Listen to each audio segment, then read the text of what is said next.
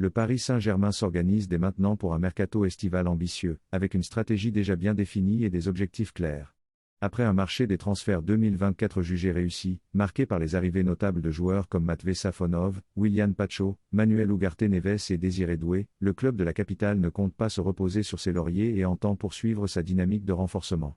Cette volonté de progression est soutenue par une enveloppe financière conséquente, estimée entre 130 et 160 millions d'euros, hors revenus liés aux ventes potentielles. Cette marge budgétaire importante offre aux dirigeants une réelle liberté d'action pour bâtir un effectif encore plus compétitif.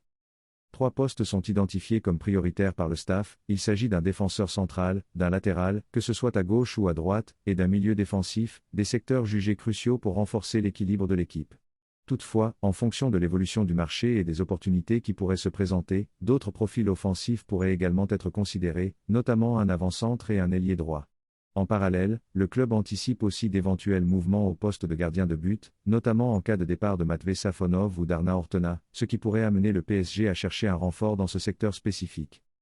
Alors que le départ de Kylian Mbappé marque un tournant majeur dans l'histoire récente du club, les dirigeants veulent aborder cette nouvelle ère avec détermination et ambition. Le PSG souhaite envoyer un message fort sur la scène européenne et nationale, montrant qu'il reste un acteur majeur du football, prêt à se réinventer et à maintenir un haut niveau de performance.